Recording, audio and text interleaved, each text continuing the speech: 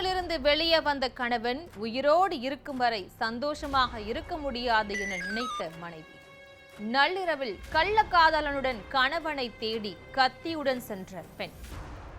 அவனுக்கு பயம் வரணும், உடனே கொன்னுடுன்னு கள்ளக்காதலனை உசுப்பேத்திய பெண். ஆட்டை அறுப்பது போல் கழுத்தை அறுப்பதை பார்த்து ரசித்த கொடூரன். கணவனுக்கு பதிலாக பலியான அப்பாவி யார்? நடந்தது என்ன? தெலங்கானா மாநிலம் வனபர்த்தி மாவட்டம் லட்சுமி தாண்டாவைச் சேர்ந்தவர் ஸ்ரீனிவாசுலு. இவருக்கு 7 வருஷத்துக்கு முன்பாக மமதா என்ற பொண்ணோட கல்யாணம் நடந்திருக்கு. ஆரம்பத்துல நல்லா இருந்த கணவன் மனைவிக்குள்ள அடிக்கடி எதுக்கெடுத்தாலும் சண்டை வந்திருக்கு. இதுக்கு இடையில தான் ஸ்ரீனிவாசுலு வீட்டு பகுதியில வசிச்சுக்கிட்டு வந்த ஸ்ரீசைலம் என்ற இளைஞரை மமதா பார்த்திருக்காங்க. ஸ்ரீனிவாசுலு கட்டட வேலைக்காக வீட்டை விட்டு வெளியே போனதும் ஸ்ரீசைலத்துடன் மமதா பேசி பழகி வந்திருக்காங்க. 2 பேருடைய பழக்கம் அரசல் புரசலா ஸ்ரீனிவாசுலு காதுக்கும் வந்திருக்கு. இதனால ஆத்திரமடைஞ்ச ஸ்ரீனிவாசுலு மனைவியுடைய நடத்தைய கவனிச்சிருக்காரு. அதுல மமதாவுக்கும் ஸ்ரீசைலத்துக்கும் தொடர்பு இருக்கிறது தெரிய வந்ததால கோபமான ஸ்ரீனிவாசுலு தன் மனைவிய கண்டிச்சும் இருக்காரு. ஸ்ரீசைலத்தோட பேச வேணாம், பழக வேணான்னு சொல்லி அடிக்கடி சண்டையும் போட்டிருக்காரு.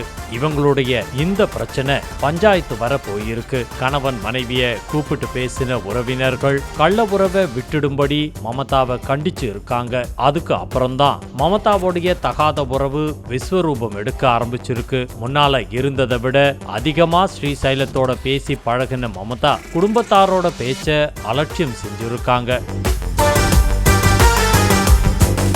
இதனால கோபத்துடைய உச்சத்துக்கு போன ஸ்ரீனிவாசுலு மமதாவை கத்தியால கிழிச்சு காயமாக்கி இருக்காரு. அப்போ தன்னை கணவர் கொல்ல வர்றதா கத்தி கூச்சலிட்ட மமதா கணவர் மேல போலீஸ்லயும் புகார் கொடுக்கறாங்க. அதன்படி விசாரணை நடத்தின போலீஸ் ஸ்ரீனிவாசுலுவை கைது பண்ணி சிறையிலையும் அடைச்சிருக்காங்க. இது நாள் வரைக்கும் தனக்கு இடைஞ்சலா இருந்த கணவர் சிறைக்கு போன உடனே மமதாவுக்கு நிம்மதி பெருமூச்சு வந்திருக்கு. சந்தோஷமா ஸ்ரீசைலத்தோட பழகி வந்த மமதாவுக்கு மறுபடியும் ஷாக் கொடுத்திருக்காரு ஸ்ரீனிவாசுலு. சிறையில இருந்து ஜாமீன்ல வெளியே வந்த ஸ்ரீனிவாசுலு மறுபடியும் மனைவியின் தகாத உறவை கண்டிச்சு சண்டை போட்டிருக்காரு. இதுக்கு மேல கணவனை சமாளிக்க முடியாதுன்னு நினைச்ச மமதா ஒரு முடிவுக்கு வர்றாங்க. ஸ்ரீசைலத்தை தனிமையில சந்திச்சு பேசின மமதா, என் கணவர் இருக்கிற வரைக்கும் நாம சந்தோஷமா வாழ முடியாது, அதனால அவரை கொலை பண்ணிடலாம்னு ஐடியா கொடுத்திருக்காங்க. மமதா மேல இருந்த மோகத்துல அவர் சொன்னது எல்லாத்துக்கும் ஸ்ரீசைலமும் தலையாட்டி பொம்மையா தலையசைச்சு இருக்காரு. எல்லாமே தன்னுடைய பிளான் படி நடக்கிறதா நினைச்சு சந்தோஷப்பட்ட மமதா ஜூலை 25ஆம் தேதி கணவனை கொல்ல முகூர்த்தம் குறிச்சிருக்காங்க. ஸ்ரீனிவாசுலு சொந்த ஊரு போறது மமதாவுக்கு தெரிய வந்திருக்கு.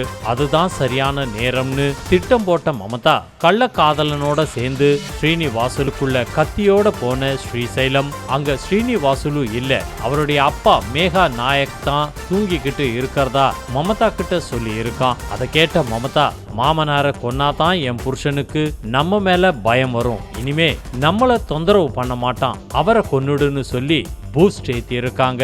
அதை கேட்ட ஸ்ரீசைலமும் தனக்கு எதிரே படுத்திருந்த மேகா நாயக்க ஆட்ட அறுக்கிறது போல கழுத்தறுத்து கொன்னு இருக்கான். ரத்தம் வெளியேறி மாமனார் உயிர் போறத ரசித்து பார்த்த மமதா வெளியே வந்து எதுவுமே தெரியாதது போல ஸ்ரீசைலத்தோட பைக்கில் ஏறி ஹைதராபாத் போயிருக்காங்க. காலையில வீட்டுக்கு வந்த ஸ்ரீனிவாசுலு தன்னுடைய தந்தை ரத்த வெள்ளத்துல இறந்து கிடக்கிறத பார்த்து அதிர்ச்சி ஆகியிருக்காரு. அவரை கொன்னது தன்னுடைய மனைவிதான் அப்படின்னு புகார் கொடுத்த நிலையில மமதா ஸ்ரீசைலத்தோட செல்போன் சிக்னல்களை ஆய்வு செஞ்ச போலீஸ் 2 பேரையும் கைது பண்ணி தங்கள் பாணியில விசாரணைய நடத்தியிருக்காங்க. அதுல தன்னுடைய கள்ள உறவுக்கு கணவன் தடையா இருக்கிறதால கொலை பண்ணதா மமதாவும் ஸ்ரீசைலமும் வாக்குமூலம் கொடுத்த நிலையில 2 பேரும் சிறையில தள்ளப்பட்டிருக்காங்க.